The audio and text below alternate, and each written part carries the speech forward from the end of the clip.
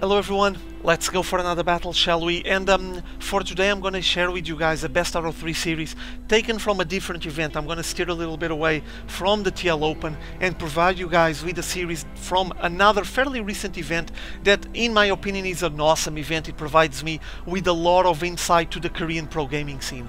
It's the IC Cup Nation Voice Korean Weekly.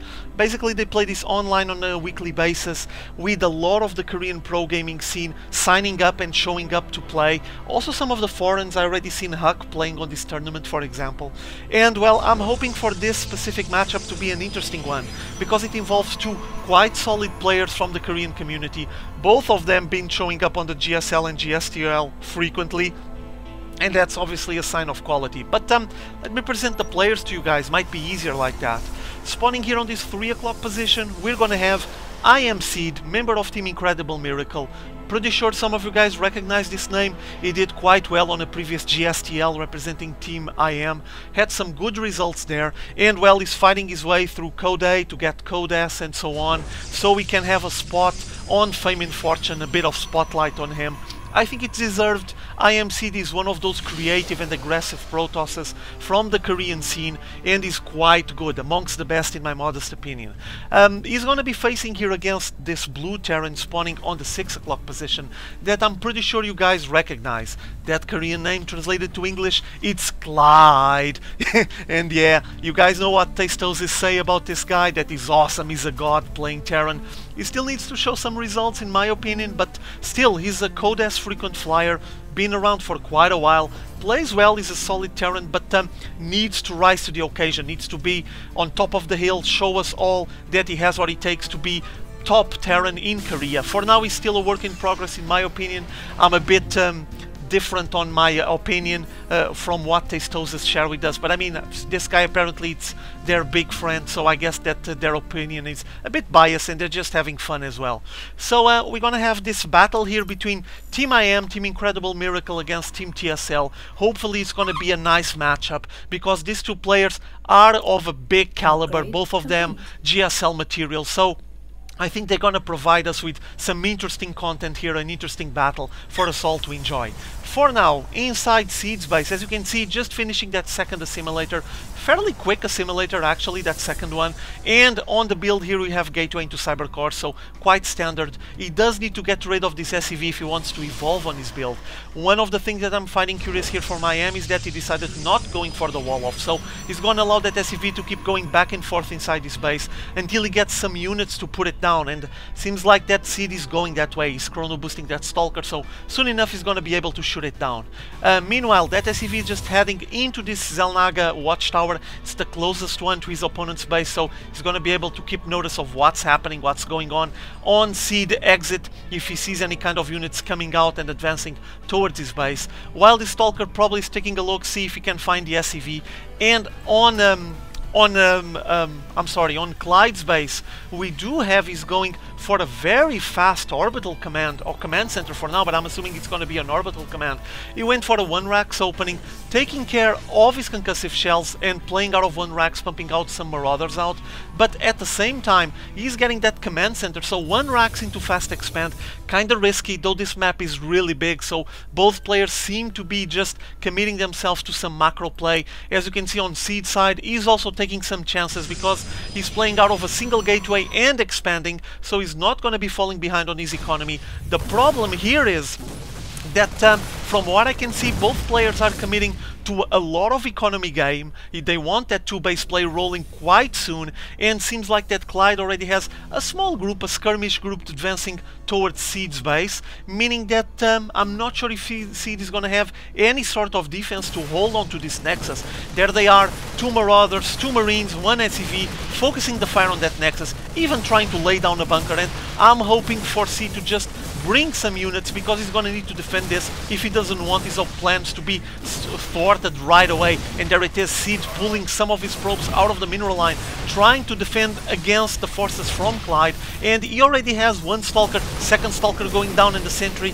Now with that Guardian shield up, I think he might be having enough to defend here. There it is, with that With that Nexus finishing up, he needs to leave his forces there defending, but at the same time Clyde was just microing a Reaper inside his opponent's main base, shooting down some of those probes, actually racked up a pretty decent number of kills, and now, oh, he's gonna escape. Yes, he's gonna escape with 4 kills, so well played here by Clyde. Nice micro, racking up 4 kills with that Reaper and still leaving it alive, meaning that he's gonna be able to come back later on and insist, try to rack up some more kills and wreak havoc and destroy, provoke mayhem onto those mineral lines from Seed. Seed meanwhile already has a fairly decent group of units, with Clyde expanding. As you can see, both of them already playing out of 2 bases, with Clyde boosting on his economy, only 2-3 workers ahead, so not much of a difference. Also notice that there's a proxy pylon really close to a Seed's base, and that might be dangerous for the future, and it's close to Clyde's base, by the way. But seems like we're gonna have some small skirmishes going on here on this middle of the map, with the forces from Clyde trying to push away and gain map control, gain that Xel'Naga Tower's control over the Seed's forces, forcing him to retreat all the way back into his natural expo. Seems like that Clyde will have none of it. He wants to gain control of the Xel'Naga watchtowers in the middle of the path that heads between both of those 2 bases, of the Terran base and the Protoss base. But keep in mind that this might not be as easy as it seems. Both players still committing to the economy. None of them has a massive army. As you can see, Clyde just grabbing both casts there at the same time. We do have now another push advancing here, but this time seems like that Seed has more than enough forces to thwart the aggression from Clyde, and I think he's attempting to just push him back. Steam Marines and Marauders trying to focus fire, but no chance there.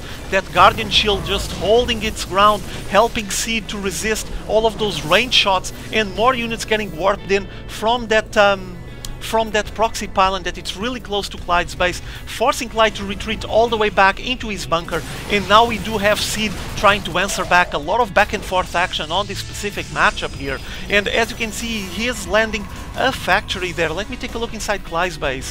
Whoa, he's getting a lot of racks, now getting a starport. He's gonna be playing out of 5 racks pretty soon, so committing himself to a lot of bioplay. And meanwhile we do have Seed applying the pressure, forcing his into this natural expo from Clyde, trying to destroy the forces from Clyde. I don't think Clyde has much of an army at the moment. Let's take a look. 2 Marines, 1 Marauder. Ooh, this is dangerous. He's trying to defend them by keeping them inside the bunkers, but Seed has a lot more units, at least, well, army units at the moment, and he's just trying to deny this expansion, deny the natural expo to Clyde, forcing Clyde to lift up with his orbital command, heading straight into his main base, and always losing a lot of SCVs there, trying to climb up that ramp. He was out trying to contain the aggression with that force field play, but now it's his turn. He needs to climb up that ramp if he wants to keep applying the pressure.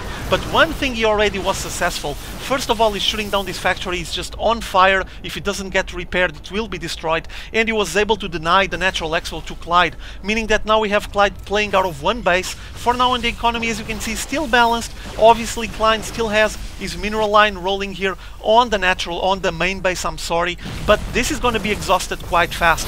Clyde has more than enough workers to expand, and he needs his 2-base play, even expanding to a 3rd base based on the fact that this map is so big.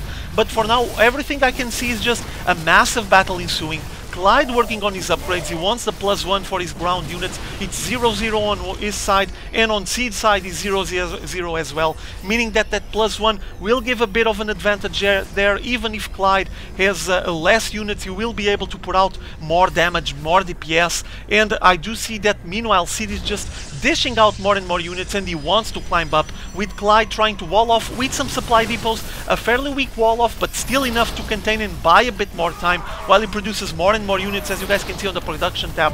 But here he comes. Seed is just relentless on his attack. He wants to pay back for the early aggression that Clyde put onto him, warping in more units, breaking into that supply depot wall, and now he has those zealots just slicing and dicing on the front line, also being used as a buffer, as cannon fodder to take the shots, while the stalkers invade the forces, invade the base from Clyde, and now Clyde is in trouble. This doesn't look good. He's forced to pull a lot of workers out of the mineral line, with Seed trying to gain position to keep shooting down all of the forces from Clyde. Those workers are trying to get a nice surround onto that Stalker force, and it seems like they're going to be able to. Grinding down the Stalker force, there's not much left from Seed forces here, and the worker line was able to help out the remaining forces from Clyde. He has at the moment only 5 Marines, 2 Marauders, but it was enough for him to thwart this assault, and now it's Seed that will have probably to refrain from assaulting and commit a bit more to his econ game, though I'm pretty sure he might be ahead by now. I did saw a lot of those SCVs getting killed. Let's take a look on the economy. Ooh, big hit there, as you can see, 39 against 12 Harvesters. So we basically have Clyde put back into the Stone Age. His economy is going to be really hurt, while we do have a fairly healthy economy for Seed, meaning that he's going to be able to replenish his army faster, obviously. For now, Clyde is shooing away the forces from Seed, putting him away. Marines, Marauders coming down that ramp and shooting down the forces from Seed. I think he's going to be able to finally end with this aggression. Yes, so now I think it's time for Clyde to advance and grab his Natural Expo once more. He's been delaying his economy for quite some time. Let's take a look inside Seed's base. As you can see, he's already playing out of 6 gates. What else is being built inside his base? Nothing else. 6-gate play, massing brute force aggression. He was just trying to put Clyde out of this match as fast as possible. But he's still healthy on his economy, working out of his 2 bases just fine. Notice the gap on the worker count. This shows on the economy, obviously, and it's a sign that Clyde will take a while to get his army up and running once more. He does have a fairly decent amount of Marines and Marauders here. 13 Marines, 2 Marauders, not bad. I've seen worse armies, obviously, but it will require him a bit of time to recover. I'm not sure if Seed is up to it, if he's going to allow him to just get some breathing space and recover to the point where he has a proper army. I do know that Clyde has a lot of work ahead of him. And now on Seed's side, we do have, there it is, Twilight Council getting finished. He also has the Forge going, so I think he's going to start working on his upgrades. There's the Forge. While I do see that Clyde decided to just push, I think his idea might be related with the fact that he knows how far behind he is economically, and he cannot stay for much longer. He knows that his opponent is going to replenish his army so much faster, so he's going to take the chance of just sending whatever forces he has, and actually a pretty decent bio ball here, and try to break into Seed's bases. Here he comes, advancing towards that big Zealot wall. I think this is not going to be good, because all of that DPS coming out from the Stalkers will be able to dish out a lot of damage into this bio forces. Now he was finally able to get rid of the Zealot force, forcing Seed to pull all of his probes out of the mineral line to defend, to help out defending here. And I do see on the back of the base from Seed a Dark Shrine, so he's gonna head into DT play. I was actually wondering when he did the Twilight Council if he would be trying to get Blink or Charge for his Zealots and Stalkers, but no, the way he's gonna head is DT play. Keep in mind that he still has this pylon here on the back, so this might be useful for him to counterattack. And meanwhile, on the economy, let me take a look. Well, apparently we have Clyde slowly recovering, 25 workers. On the supply count, he's falling behind, but not by that much. And oh, I think this probe is gonna spot it. Yeah, there it is. No, the probe didn't notice exactly that the forces were there. Clyde pulling back once more, and meanwhile you can follow on the picture screen the big warp in with 3 DTs advancing towards Clyde's bases, and now we're gonna have a massive clash ensuing here on the front of the Natural Expo from Seed. He already established some static defenses to help out blasting away these bio forces. There's a DT mixed on this small army from Seed, and I don't think that Clyde will have enough to defend here, forcing him to GG. He was retreating with all of his forces. He even spent a scan there trying to detect the DTs, killed one of those DTs on that short skirmish, but the other one survived, and meanwhile you had a lot of DTs going back and forth on the mineral lines of both Clyde's bases. I think he just realized he didn't have any detection. He already was falling way behind on the economy, and after having this big hit on his mineral lines, he wouldn't be able to recover once more. So he decided to GG and maybe just spend his forces on game 2, not just get this game going, insisting on something that probably would be a desperate move, and he didn't have enough to just recover and get himself back into this game. So well, game done. Pretty aggressive by Seed, very well played. Clyde also tried quite aggressively on the early stages of the game, went for that very short and small push early on, tried to break that Expo from Seed, but Seed defended just fine, and well, the result is that now we have Seed leading 1-0, so let's go for game 2 and see what happens there. You guys have fun, see you later.